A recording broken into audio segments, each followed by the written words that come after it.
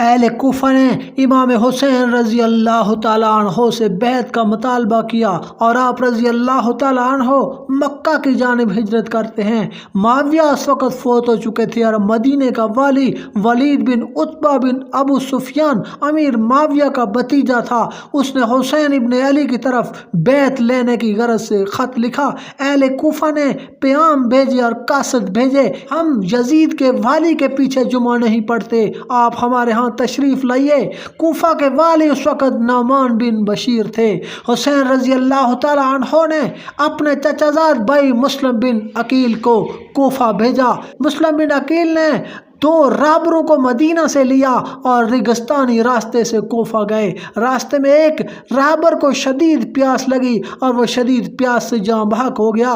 جب مسلم بن عقیل کوفہ پہنچے تو کوفہ کے باشندوں کو جب خبر ملی تو وہ چوری چھپے آپ کے پاس آتے اور امام حسین رضی اللہ تعالی عنہ کے لیے بیعت کرتے، حتیٰ کہ کوفہ کے 12,000 باشندوں نے آپ کے ہاتھ پر بیعت کر لی۔ جب مسلم بن عقیل نے دیکھا کہ 12,000 باشندوں نے بیعت کر لی تو آپ نے امام حسین رضی اللہ تعالیٰ عنہ کو خط لکھا کہ آپ تشریف لے آئیے، 12,000 باشندوں نے بیعت کر لی ہے۔ یزید کے خیر خواہوں میں سے ایک شخص کوفہ کے والی نعمان بن بشیر کے پاس گیا۔ اس نے کہا کہ ملک میں فساد پھیلا ہوا ہے، آپ یا تو کمزور ہیں یا بن رہے ہیں۔ نعمان بن بشیر نے کہا کہ اگر اللہ نے کسی کا پردہ رکھا ہوا ہے تو میں اس کا راز کیوں افشا کروں۔ اس شخص نے یہ بات نعمان کی یہ بات یزید کو لکھ بھیجی اور یزید نے آپ کو معزول کر دیا اور اپنے ایک آزاد کردہ غلام سے مشورہ طلب کیا، جس نے یہ مشورہ دیا کہ ابن زیاد کو کوفہ کا والی مقرر کر دیں۔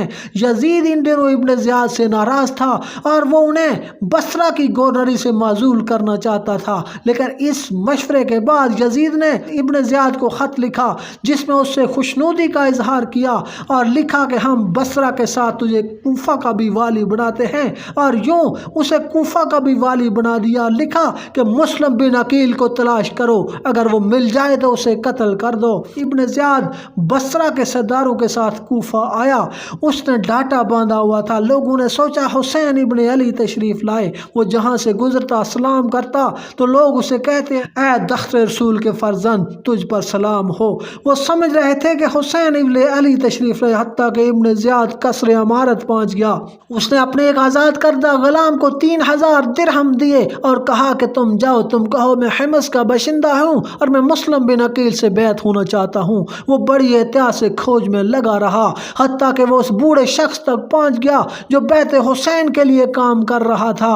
اس نے کہا کہ میں بیعت ہونا چاہتا ہوں اور رقم بھی دینا چاہتا ہوں، تو اس بوڑھے شخص نے اسے مسلم بن عقیل سے ملا دیا اور مسلم بن عقیل نے انہیں بیعت بھی کر لیا اور وہ رقم بھی قبول کر لی۔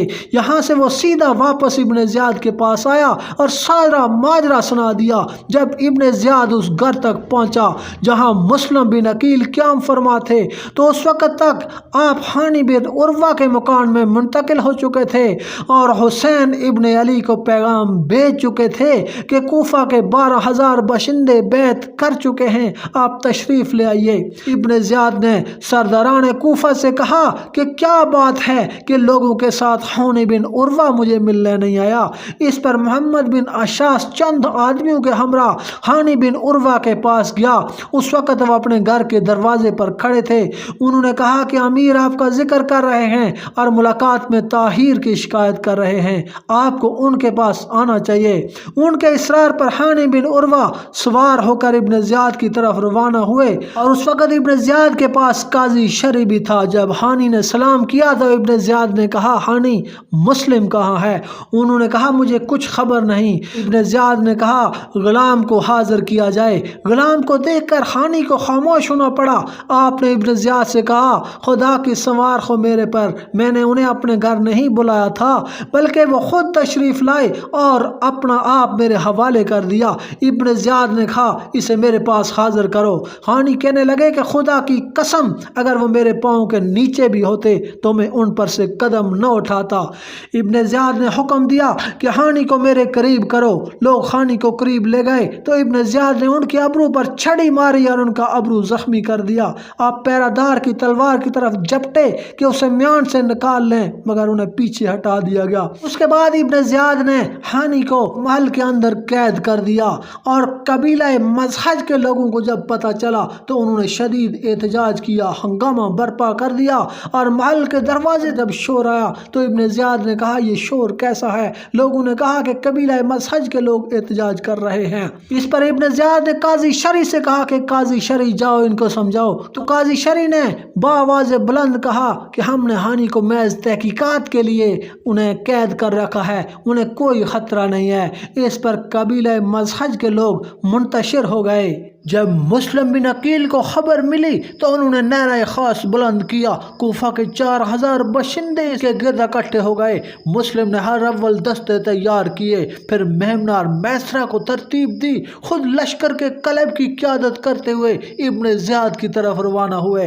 इब्न ज़ियाद ने कूफा के सरदारों को शाही महल में इकट्ठा कर लिया। जब मुस्लिम शाही महल के दरवाजे पर पहुंचे तो सरदारान कूफा ने ऊपर से झांका और अपने अपने करापतदारों को समझाने लगे, अपने लौट जाने की तलकीन करने लगे। मुस्लिम बिन अकील के साथी एक एक करके सरकने लगे, हत्ता के शाम तक सिर्फ 500 आदमी रह गए और जब रात का अंधेरा छा गया तो वो भी निकल गए। मुस्लिम बिन अकील ने देखा कि वो तन्हा रह गए तो वो भी वहां से चल पड़े और गलियों में इधर उधर फिरते रहे, हत्ता के घर के दरवाजे पर उतरे। एक औरत आई, मुस्लिम बिन अकील ने कहा मैं प्यासा हूँ, मुझे पानी पिला दो। वो पानी पिलाकर चली गई। कुछ देर के बाद वो बाहर आई तो क्या देखती है कि दरवाजे पर ही बैठे हैं। औरत ने कहा अल्लाह के बंदे आप अभी तक यहाँ बैठे हुए हैं। उन्होंने कहा मैं मुस्लिम बिन अकील हूँ, तेरे यहाँ कोई ठिकाना है? उसने कहा हाँ है, अंदर तशरीफ ले आइए। उस औरत का लड़का मोहम्मद बिन अशास का आज़ाद करदा गुलाम था। जो ही उनकी आमद की खबर हुई तो उसने इब्न अशास को इतला कर दी। इब्न अशास ने इब्न ज़ियाद को मतला कर दिया। इब्न ज़ियाद ने कोतवाल और इब्न अशास के बेटे अब्दुर्रहमान को मुस्लिम की गिरफ्तारी के लिए रवाना कर दिया। मुस्लिम बिन अकील को खबर भी ना हुई और उनके ठिकाने का मुहासरा कर लिया गया। और जब मुस्लिम बिन अकील ने देखा कि वो मैसूर हो गए हैं, वो तलवार लेके बाहर आ गए, लड़ाई शुरू कर दी। अब्दुर्रहमान बिन मोहम्मद अशास ने उन्हें कहा आप मेरी पनाह में हैं। उसके बाद वो इन्हें हाथ से पकड़कर इब्न ज़ियाद के पास ले आया। इब्न ज़ियाद ने हुक्म दिया कि मुस्लिम बिन अकील को महल के ऊपर ले जाकर इसकी गर्दन उड़ा दो और इसका लाशा बाजार में फेंक दो। और हानी के बारे में उसने हुक्म दिया कि इसे घसीट कर कुनामा, जो एक कूफा में जगह का नाम है, वहाँ ले जाया जाए और वहाँ इसे सूली पर चढ़ा दिया जाए।